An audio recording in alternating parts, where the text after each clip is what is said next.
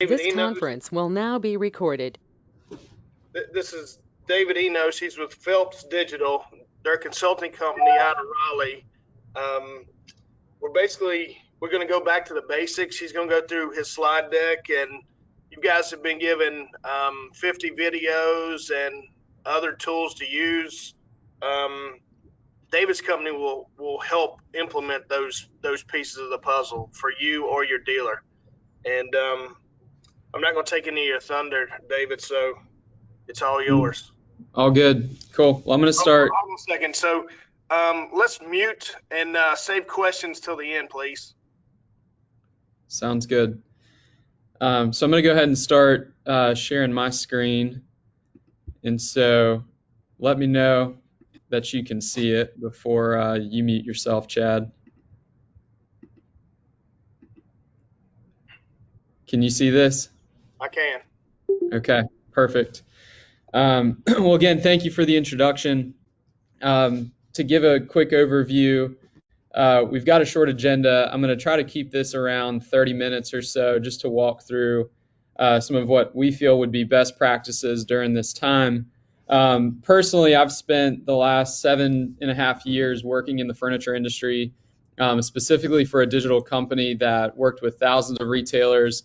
Many of you I may have had the pleasure to meet. If I haven't, it's great to meet you virtually.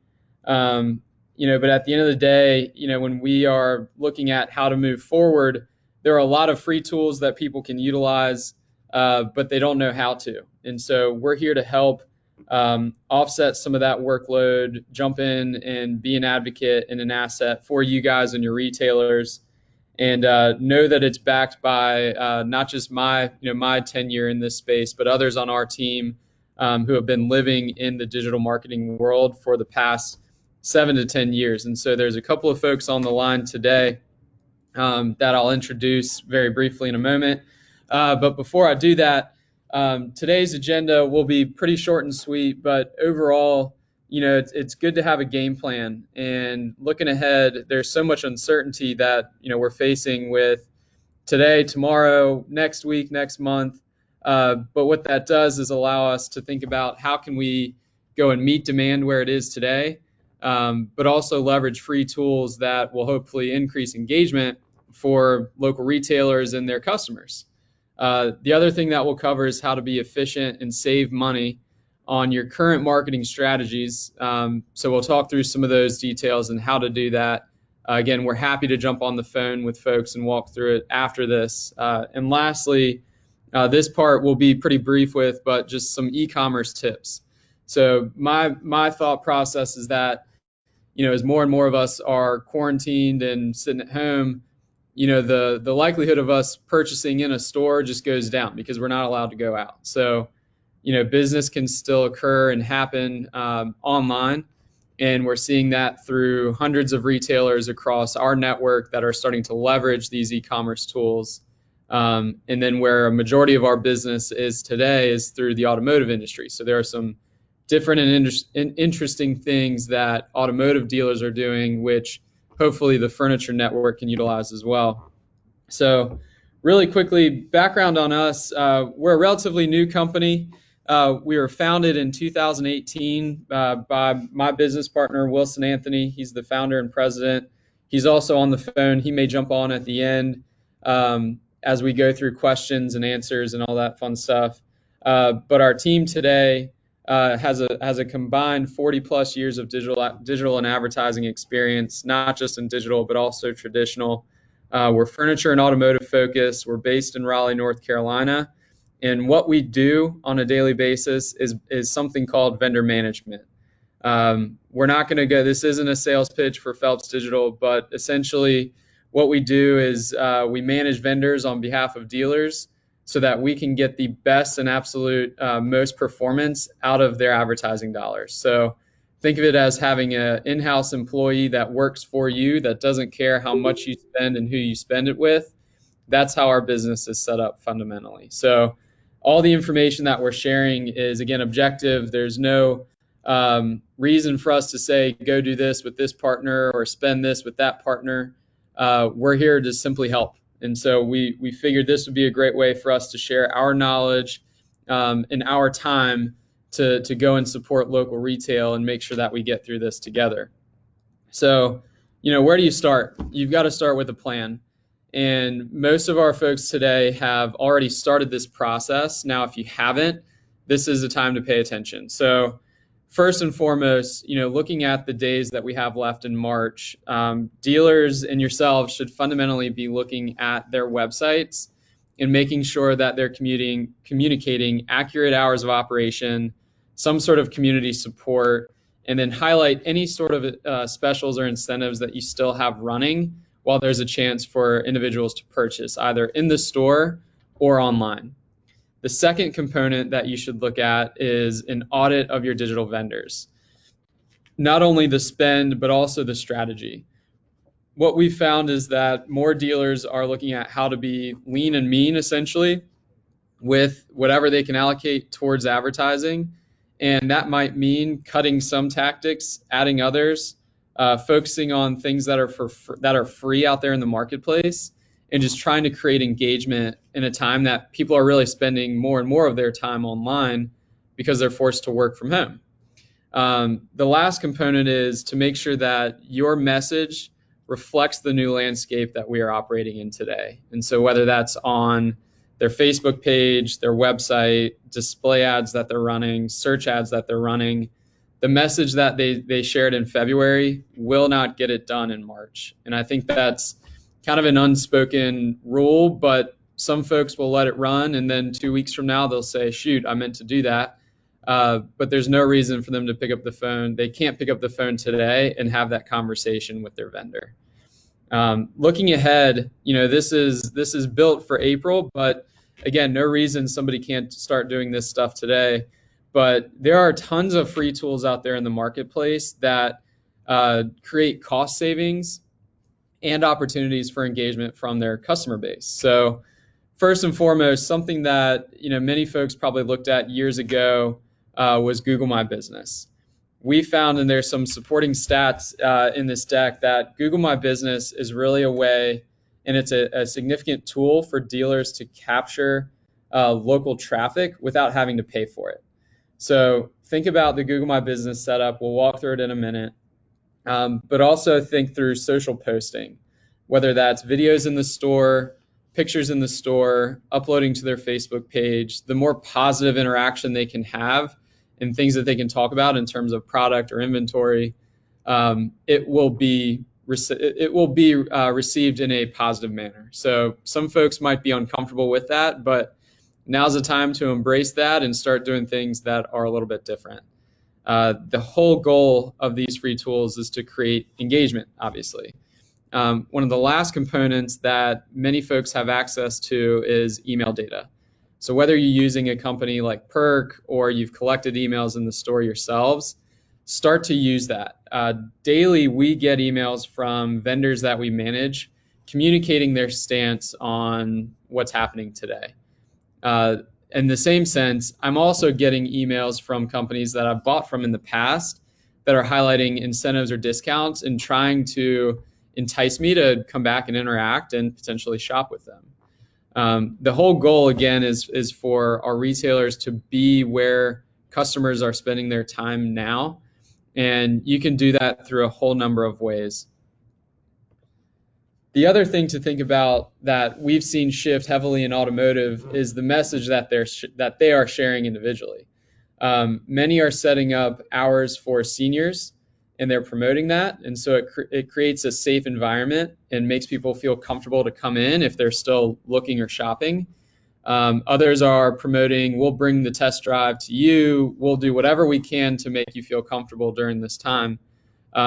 But in the furniture space, we've also seen these messages get some significant traction. So if you think about what you're doing right now, many of us are probably not sitting in offices in big business parks. We're sitting at home in our living room or in our home office. And to me, that's an opportunity as a consumer to think, all right, I'm not really happy with my home office now. How can I upgrade that situation? And can I do that quickly? Because I'm probably going to be working from home for the next 2 to 3 months is a scenario. So again, things to highlight are talking about any sort of delivery options and communicating, we can leave it at the door, we can do, we'll be clean and protective. All those things need to make consumers feel comfortable. But I would encourage each of you to think through the message that's being shared individually, how they are still capturing traffic. There's no need to stop all advertising, but with the advertising you're doing today, you should be efficient with it. Thinking through the free tools, many of you, and I'm sure we'll have questions at the end, but Google My Business has been around for a while now. And what most folks tend to do is they set it and forget it, and they don't realize that it's something you can update daily and start to showcase and create engagement. So what we'd like to do is help ensure that it's set up properly, update the messaging within each of the descriptions, make sure that phone numbers are accurate, make sure that hours of operation are accurate, and then really start to hone the conversation on adding pictures within the store. So Google My Business is this picture on the right. When you typically do a Google search for the business name or a category that they serve, this should pop. And it creates an opportunity for local dealers to actually capture traffic for free and actually lower the cost of their search engine marketing. So any of the Google ads that they're running, when you have a more prominent stance within your Google My Business, that decreases the cost on your search engine marketing programs and creates an opportunity for more engagement. So it's something that most folks sort of glance over and then they forget it. But the data will show us that businesses with significantly more images are going to get more activity. So when we step back and look at what are the images that furniture dealers can add today to their GMB page, it could be any number of products. It could be the front of the store. It could be their sales staff. It could be them. It doesn't necessarily matter the pictures that are inside, but it should be a good reflection of the inventory. Hopefully the store has a good experience and people get that sense when they visit their Google My Business page.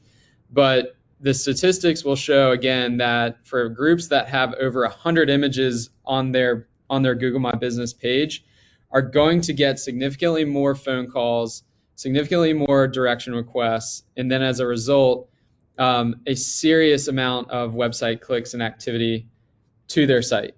So again, it's one of those tools that is free. You just have to invest the time and update it. And that's something that we are happy to jump in and help dealers with. While it might take them hours or days, we can probably do that in minutes. So again, it's working smarter, not necessarily harder for the dealers. The other component that folks should be thinking about is how to engage social media. Most stores today, at least that I've noticed in my experience, is that they'll post every so often. It could be pre-made content, and that's great. But very few dealers will actually take the time to make videos of different room layouts, highlight different products, create a sort of personal interaction with their customers that creates an opportunity for current customers to share with their friends and family and people who are in the area. And so, today that's a free asset that dealers can utilize. Again, it's just taking the time, and you can use an iPhone. You can use a fancy camera, but an iPhone will get the job done, or any phone for that matter. So when dealers are thinking about what is my strategy and how can I start to create some engagement, we would encourage them really to start thinking about, how do I start to promote the inventory in my store and get creative. When they have questions about how do I know this is successful or not, we're happy to jump back in. And there are data sets and access to information that we can have, which will showcase the interaction. You can look at referral traffic on Google Analytics, and you can also see the type of people that you're reaching. So again, I can't stress this enough. If we can invest our time and do these things for free right now during such a different business climate, we really have to. Another thing that folks should be thinking about is the digital vendor audit. Again, I think in my experience, the question that comes up the most is, I don't know what I'm getting, or really it's, what am I getting? And I can't necessarily communicate that back to say, here's what I spent and here's what I got. We can help with that. So we would encourage dealers today to jump on the phone with every one of their vendors, whether it's their website company, their Google search marketing provider, their Facebook advertising partner, their advertising agency, anybody who is facilitating advertising buying, and understand what services they are buying. In this sense, there should be zero crossover where a dealer is paying for the same type of service from multiple vendors. That's a first opportunity to start looking at the spend in ways that people can save. The other component is knowing your rate structure. So while most folks will give a range or it's a fee based on ad spend, you can negotiate that during this time. We've seen just about every vendor in the automotive space start to promote and offer discounts proactively. They're offering incentives for April, May, and June. And some of our dealers individually, we've helped negotiate even better rates. So for the same service, there's an opportunity for you to save money on the labor and the work that vendors are having to put in today to get the job done. Another component to look at is before you make any of these cuts, evaluate the performance. So again, you don't want to cut a vital artery if you can avoid it, and then all of a sudden a great source of traffic is gone just because you thought, well, gosh, I'm going to go save $500 or $1,000 here. Make sure you know what you're cutting or what you're looking to reinvest in, and use data to support that.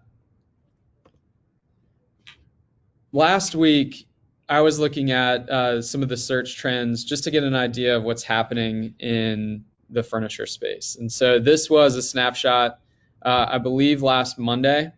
This is a 12-month view of furniture store near me, recliner sale, sofa sale, furniture sale, home office furniture. And you can see towards the far right, that's a downward trend. Those spikes that go up and down throughout the year are going to be your major holidays. But we're starting to see this trend down and to the right, which is expected. This was taken yesterday. It's a steeper decline, and what you'll notice is that the demand and the search volume for these categories is going down, and it will continue to go down. This takes a different view. When you first look at this, it's probably confusing to imagine, but when you look at this last slide as being a 12-month view and this downward spike being just the total demand, this takes into account a 30-day view, and these spikes are no longer holidays, but they are weekends. So something interesting that we thought would be an idea to bring back is to start having conversations with vendors about things like day parting. What that means is you can have your ads run for certain periods of time. You can have ads that drop off at 5, 6, 7, 8 o'clock at night. But really what should be happening is people are looking at their spend strategically in order to make sure that they're there to still capture this weekend influx. Yesterday, I also took a view of the difference between sofa and couch. And this is, again, another opportunity to look at an individual search strategy to say, you know what, my categories seem to be leaning towards sofa, but the consumer's view is actually on the term of couch. So again, a small change in your strategy and the terms that you're bidding on could make a difference in the actual web traffic that you're receiving.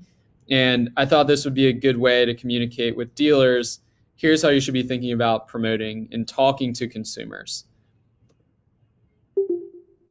How to pivot your search strategy. This is something that takes a tremendous amount of time to learn and understand. But if you are to utilize the free tools that Google offers today, you can leverage things like auction insights. You can evaluate the impression share and really start to see what your competitors are doing in this time to know where to push your advertising dollars and be more aggressive, and then also where to cut back. So some data sets that we would look at would be something called your impression share. And if in a typical business climate, you're managing your impression share to be between, let's say, 60 and 70%, if you're still advertising the same categories with the same budget and your competitors are dropping, your search impression share will go up. If that number starts to creep above 70, 80, 90%, you have a decision to make. You can either continue to throttle that volume, or you can look to reinvest, drop that impression share down, and go and save that money or reinvest in something different, like social posting or video creation, or pocket the cash and save it for when the demand comes back.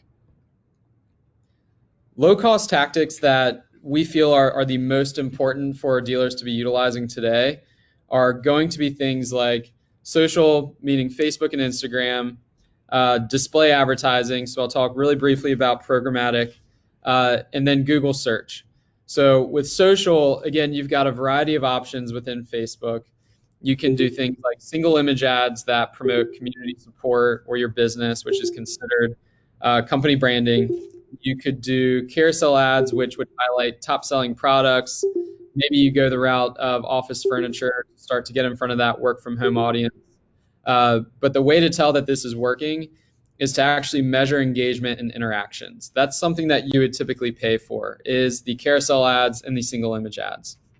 The next component would be to look at programmatic display, or just display in general. So programmatic display, really briefly, is the practice of leveraging in-market data or data sets from other companies that would indicate a buyer or a certain demographic is within your target market. So people today are spending time on news websites, weather sites, frankly, more sites than normal. And what you can do is go out and meet them, but you've got to know that they might not necessarily be interested in what you offer today. So the point of that is to be in front of your local audience, where they are spending their time, how frequently they're checking the news and weather and other sources of information has gone up. And so while, a month or two ago, that could have been a, not so great media buy, today that could be one of the smarter decisions that you make, is to shift those dollars from being heavy in Google search to be more so about awareness and community support for your store. The last thing that you should look at is Google search. This is typically viewed as a higher cost advertising tactic based on cost per clicks, comparative to what you can get in other senses. But again, if there is demand in your market and you should be able to evaluate that, do not stop it. You can still be there. You can still be present. You just don't have to be present for as many terms or categories as you were before. So now is the time to evaluate that. Yesterday, when I was talking with Chad about the e-commerce portion of this conversation, I wanted to provide some tips and ideas that could help. But this could really be a seminar or a class or a conversation on its own. And so for the people on this phone call today that have dealers who are doing e-commerce, this might be an opportunity for us to jump on the phone after the call or later this week and actually walk through the buying process that a customer would go through to purchase from a local store. But again, if you're looking for tips to start, pushing out to your network today, one of the first things you need to consider is making sure that your Google Analytics is aligned to track e-commerce conversions, and that means purchases. The opportunity here is to really get in front of a buyer who is engaging in buying online, and whether they complete the purchase or they abandon their cart, there are things that dealers can do to keep them involved and reduce their cart abandonment rate. So again, carefully determine and check out the experience that a customer takes, create a sense of urgency while they're about to purchase, and then ensure that you have some sort of retargeting campaign that is set up to go and capture and bring those buyers back should they abandon their cart. And again, those are tactics that most vendors today should have the ability to do, but a dealer has to tell them what they want. And I think that's where a lot of opportunity lies, is if together we can start communicating back to the vendors, here's what we need and here's what we want to do, we'll start seeing things change in the long run. some quick interesting stats about reasons for abandonment during checkout. We've gone through this motion several times with evaluating our customers' e-commerce process. And the frustrating part is, as a consumer, you see the price of a good, and then you get to go and do your final checkout, and then there's hundreds of dollars added in either delivery fees, taxes, services, whatever the case may be. There's just extra stuff. And so if there's a way for retailers to include that or communicate that up front, that will create an opportunity for your cart abandonment to drop down. The other portion is, some businesses today force you to create an account, and people just want to buy. They don't want to have to create this long drawn out account where you collect information and you go through this build out, and then you got to do an email and confirm the email. So shorten that process up. And what we think that you'll see is a dramatic decrease in your cart abandonment, which will hopefully increase the opportunity for people to continue buying online. But again, this was meant to be sort of a brief overview of just some quick tips that e-commerce driven businesses can utilize. But I would encourage anyone on the phone that has dealers who are trying to go this route or who are going this route, let's pick up the phone and actually walk through that process together and identify some areas of opportunity to actually increase the odds of somebody purchasing. And it's something that when you take another eye and you've got another set of eyes on it that is objective and can give feedback, I think dealers have been a lot more receptive to that. And then it's just about working with their provider to change that process, which takes some time. Again, this is sort of a prediction. I think anybody at this stage knows that a plan can change every single hour, every single day, and you've got to be flexible. So knowing that what you're advertising today could change tomorrow, the store hours could change, and a business could be told they need to close down, could happen. But from a web standpoint, what we've already started to notice is that there's a huge decrease in low funnel web activity. So not only are our furniture dealers experiencing less leads, phone calls, and emails, but on the automotive side of our house, that number has decreased dramatically. Along with that, we've noticed that our partners' websites are experiencing a larger increase in their website bounce rate. And what that means is more top of the funnel people are starting to browse different sites that they may not have a strong intention of buying, but they've thought about it. And so they land on your site, they find something, and they bounce faster than normal. So that could be a thing that happens, but it's not to be alarmed. You just have to shift and know that your goal is not the same as it was a month ago, or even 2 weeks ago for that matter. The other thing that we've noticed is that for some of our furniture stores and auto dealers, a younger audience is, again, I think this goes back to the confidence of the information being shared, and a different demographic and audience is going to arise out of this. And dealers have to tailor messages to these different groups. Another fundamental thing that dealers should be doing today is checking their website speed. The link at the bottom of this slide is it's a Google supported link, and it's got a couple different blocks that you can choose from. One of them, you could go in, click the website, load the dealer site into that link, and it will shoot out website performance and speed.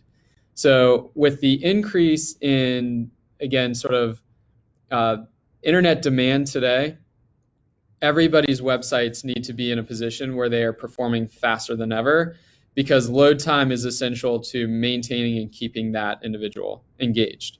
So something that I read yesterday, which is separate from this right here, but I read that YouTube is not offering high definition videos for the next month, and every video, every piece of content will now be in standard definition.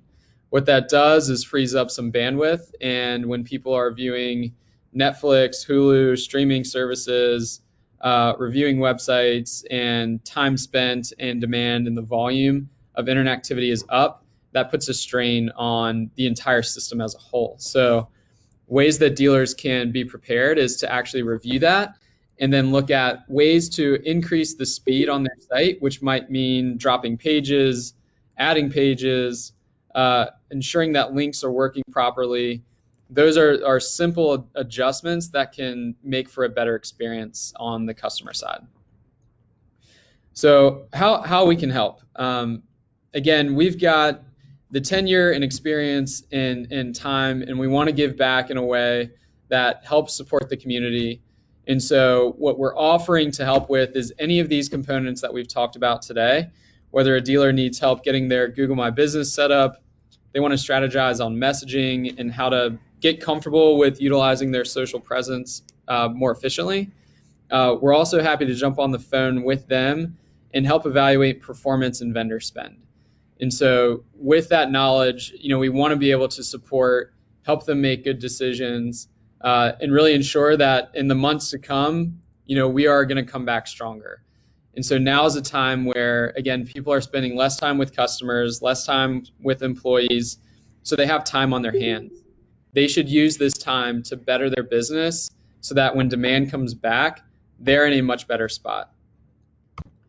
So again, the cost for our services, typically dealers will pay hundreds up to tens of thousands of dollars for our services every month, but we're offering this for free.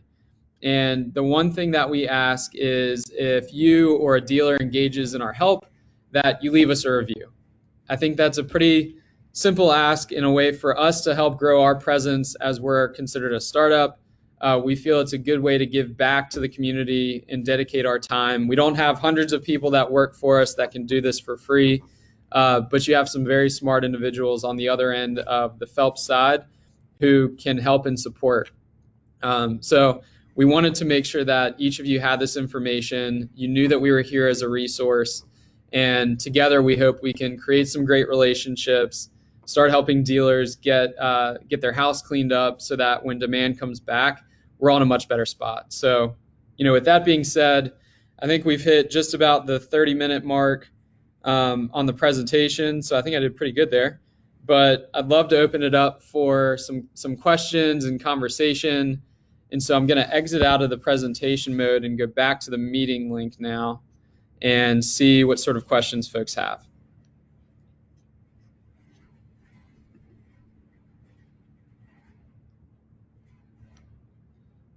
So Blaine just asked, can you touch on fees for services? What will your services cost a dealer? So in the short term, again, Blaine, we want to help for free. There's no catch. There literally is no catch. We want to offer our help and support. Now, this doesn't mean we can afford the time to talk to a dealer every single day for hours at a time. When we look forward, coming out of this, we will have a pricing structure that aligns with the services that we provide, and I'd be happy to walk through that at a later time. But I think today our main objective is to just offer help and make sure that people are engaged when they need it. We don't want to go to dealers and ask for money. They need to spend this time supporting their families, their employees, their community. And so we'd rather they do that than pay us for a service. We think that'll pay dividends in the long run. It'll assure that we've got customers to go back and help in the future. But separately in another conversation, I'd be happy to walk through sort of what that structure looks like for locations and dealers within the furniture network. Hey, David, I'd like to step in and add to that. So, team, you need to be strategic. Please don't inundate them with their generosity. So you got to be strategic and smart of who you bring to them. And I mean, your dealers, so they're again, this is a great olive branch from them. So just be kind in who you send to them.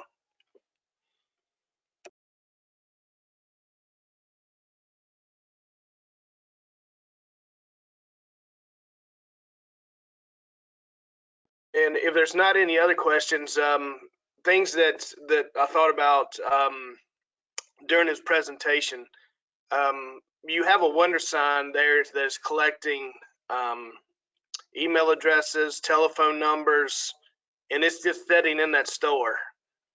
We need to utilize that. I mean, there's a load of information that can be downloaded, and your dealers can reach out via email that's just setting on that wonder sign. Two, when you're updating your Google My Business page, it probably would be a good idea to put somebody's cell phone number on there. So if the store is closed, you just don't want the phones ringing off the hook. Somebody needs to address what's going on, and you can develop sales out of that. Yeah, I think I'll jump in there really quickly, Chad. We've had other stores do that as well. It might go to a general manager or an owner.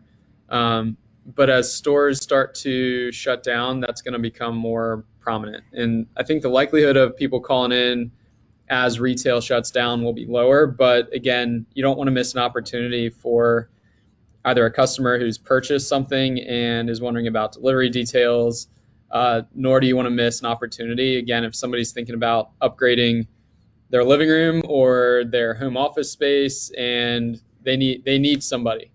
So making sure that somebody can answer quickly is really important. And again, this is much for you guys. If a lot of this stuff did not make sense or you want clarity on it, um, David is a great resource. I use him all the time.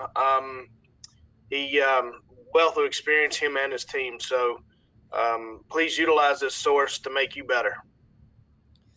And I'll say too, so after this, after we all hang up, assuming no questions, and again, I'm going to send my personal cell phone and email along with the deck that we shared. But please feel comfortable sharing that. And if you have dealers that reach out, I'll make sure to get your name and understand where that came from so I can sync up with you and let them know how we're helping. And honestly, any ways that we can work together to get some of this work done will be helpful. But again, if there aren't any other questions, and please feel free to pile them on. I know this isn't typically a quiet group, but happy to jump on the phone. We really appreciate the opportunity. We want to help. And, we feel that getting through this time together is going to be really important. And we're happy to again, offer our services and jump in and, if not troubleshoot, just be a sounding board and bounce ideas and talk about what other dealers are doing, what other groups are doing, without having to worry about, what's the incentive behind it. So we're here to help. We're happy to help. Again, I appreciate your time. Chad, thanks for helping set this up. And I look forward to hopefully some phone calls and emails coming in afterwards, and we can start to get to work and help these dealers move forward. And I'll jump on that as well, David. I just want to thank everybody. This is Wilson Anthony, the founder of Phelps Digital. I just want to thank everybody for the time this morning. I think it's been a great use of about 40 minutes. A lot of good nuggets here. And to reiterate what David said, we're here as a resource. We know this is troubling times for a lot of people and a lot of families, and we just want to help. That's really the bottom line and the purpose of this presentation. So, use us. We're a resource for you guys, and we appreciate the time this morning. Absolutely. Chad, is there anything else we want to cover? No, that's great. Our guys have been inundated with mass number of conference calls, so they're probably processing and or jumping out windows right now. But thank you again for your time. It was an awesome presentation, and we'll be in touch. That sounds good. All right. Thanks, everybody. I will talk to y'all later. Be on the lookout for an email. Take care.